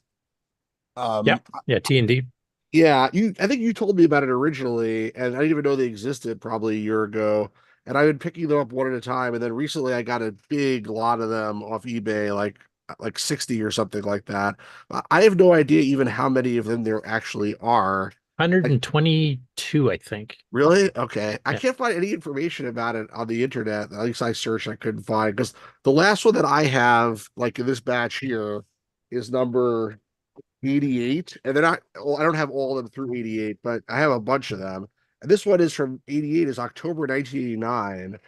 And Yeah. so, like, that's like, I mean, they were making these, if it's 120 something, means they're making them into the 90s, which is pretty Yeah. crazy. Yeah. It almost lasted as long as Rainbow Magazine itself did. Wow, that's awesome. So yeah, I'm starting to play with these now, and I mean, I'm it's gonna take a lot of time to go through even the ones I have, obviously, and try to find more. But so far they're very cool. So that's been my sort of latest thing aside from the regularly scheduled game streaming. I got two things for you, Stu, a question and stuff. That chess program that you showed earlier, was that by Programma International? It was published by Programma, yeah. Computer Services, like, is the company that made it, and then Programma published it. Okay, because Programma is where Mark Siegel worked before he got hired by Tandy. Oh, really? And Datasoft. Yeah, that's where he started. I did not know that. That's very interesting. Yeah, they've. Go ahead. I'm sorry. Oh, no. I was just going to mention too, T&D later on in life, I think in the late 80s, they actually bought the licenses from a lot of the commercial Coco game makers like Tomic Software and stuff. So you're going to actually get complete collections of some of the stuff that was commercially, $30 a game type thing as part of the T&D collection on the higher numbers. So that's really cool too. Yeah, I also picked up I found recently a couple of really good things. I'm not sure where they're lying around over here because like everything's a disaster area, but like I got a couple of Tom Mix softwares like in the like sealed, like not sealed, like they're not sealed, they're these baggies like stapled with their headers or whatever on top. Yeah. I don't know what to call them, but like somebody had like some new old stock and I just like, done, sold, so sometimes you get lucky. It's like but I'm always like scouring for these things and occasionally I find something good, but anyway, that's me. It's all about the games for me pretty much. So but thanks to everybody else who keeps the hardware alive so that we can actually play these things. You got a lifetime of content.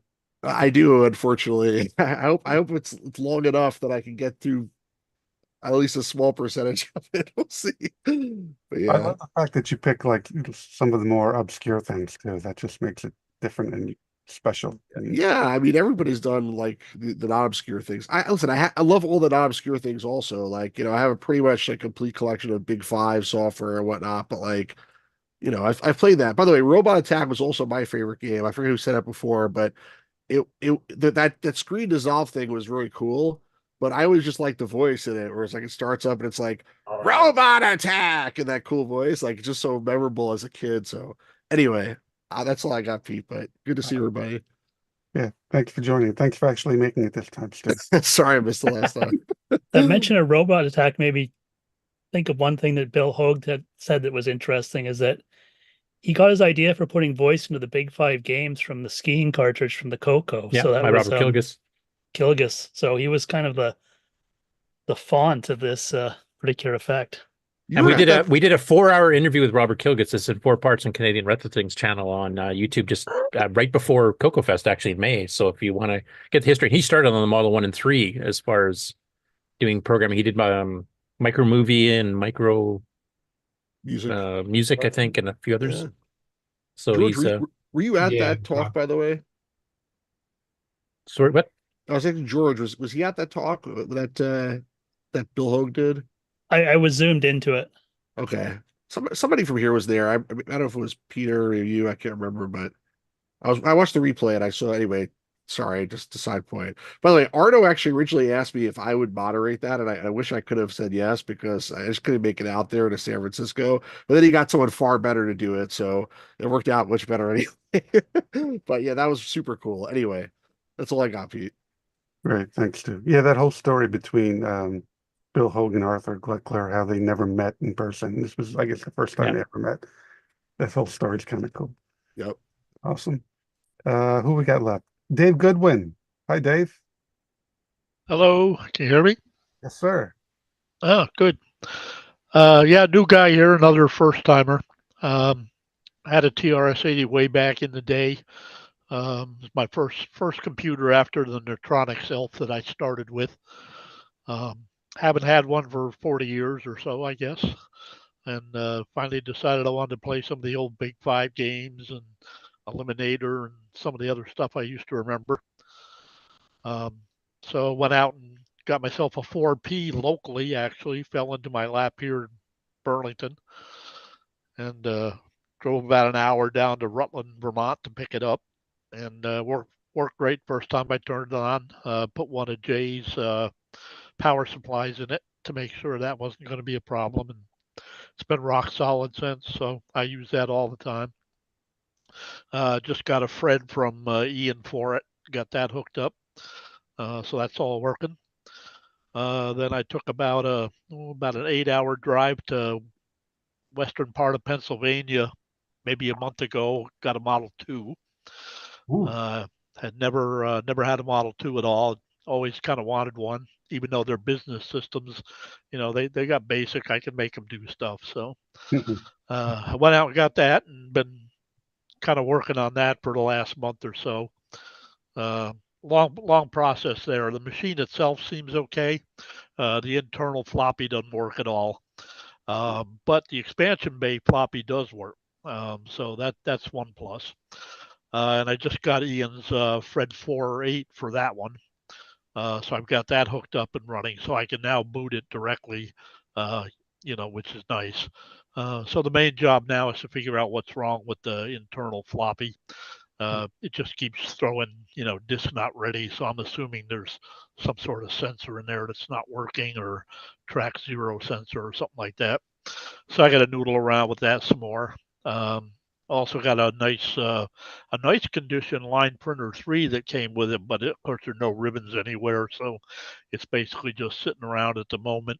Somebody did have the idea of throwing some carbon paper in it just to test it, and I did that, and it actually self-tests just fine.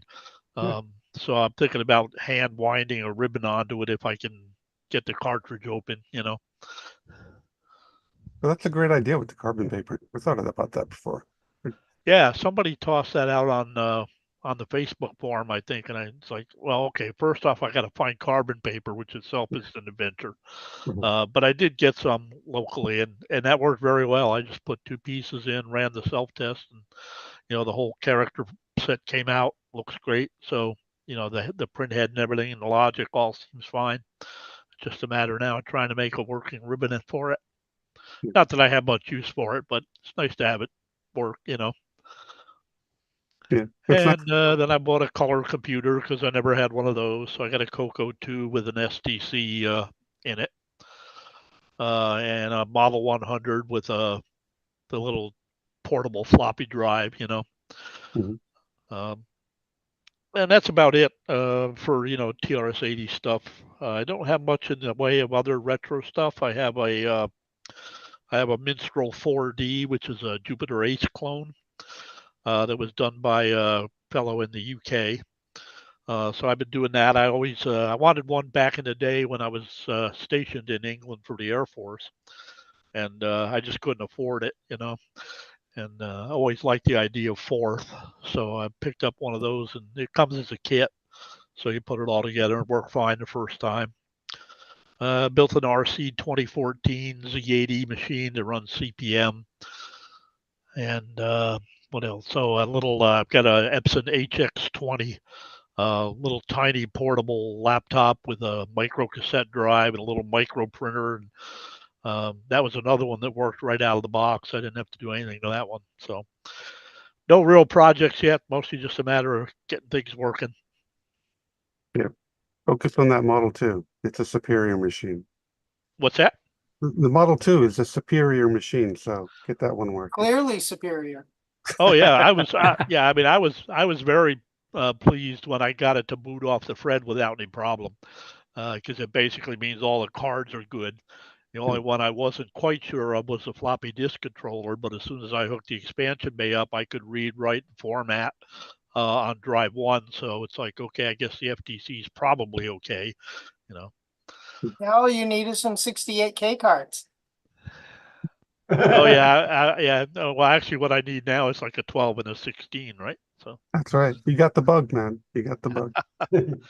well, yeah, I was a TRS-80 guy all along till probably about the time when gateway computers originally came out, and I bought one of those and kind of then went into the whole IBM compatible thing. But I had a Tandy 1000.